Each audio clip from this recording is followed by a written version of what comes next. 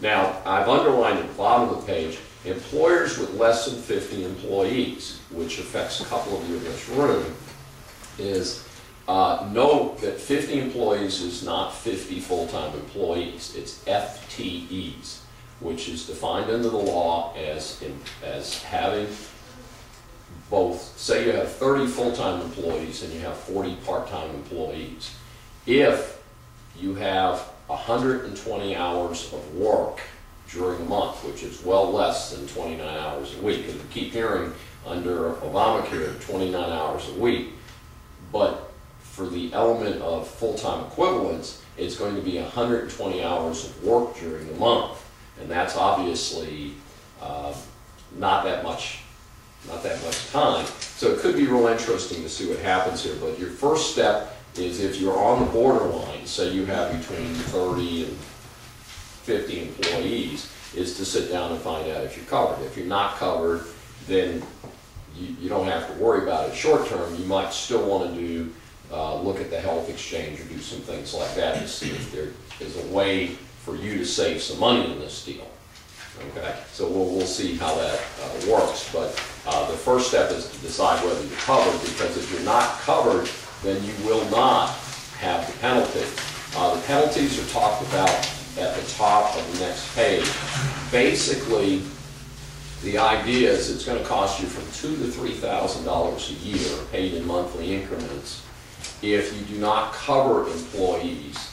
And it's a fairly complex formula. Because of the complexity of the formula, what we've done here is we've given you a link to the National Federation of Independent Businesses. The NFIB actually has a grid that you can plug numbers into and see where you would fall if you do not provide health insurance coverage, what your penalty would be. God bless you. And so that's something to check out. But again, as far as I know, most of my clients that I've talked to have said we may need to freeze wages and do other things, but we're going to continue to provide our commitment to health insurance because it's something that we use as part of our retention of employees. And I understand that, but it's going to be real interesting in dealing with employees who go years without increases, because the health insurance not only is going to be a boatload this year, but it's going to continue to increase for the foreseeable future. And you're going to need to be sitting there telling employees, well, we did have a raise for you this year, but it all went into health insurance. And I think that's, frankly, I think that could be very interesting to pitch politically.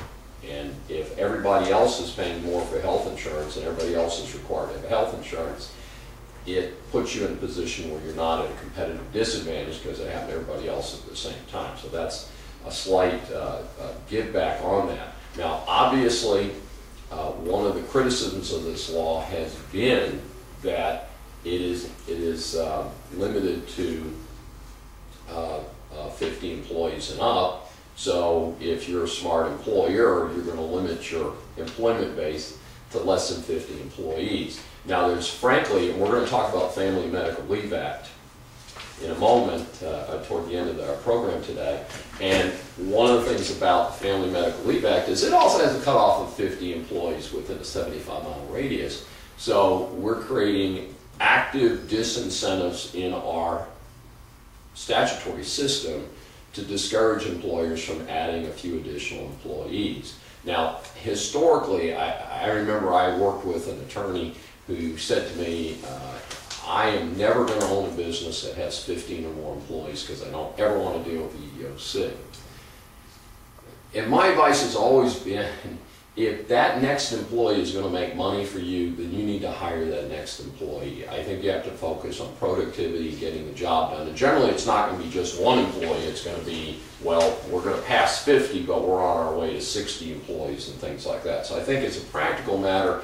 If you're a labor-intensive business based in the United States, like some of the people here are today, if you are involved in productive activities where more employees equals more gross revenue and more opportunity for your company, I think you're going to have to put the people on the payroll and not worry about it. And again, most of us are going to be providing health insurance anyway, although, again, because of the cost issues, it may put a heavy damper on the ability to increase wages as we move forward.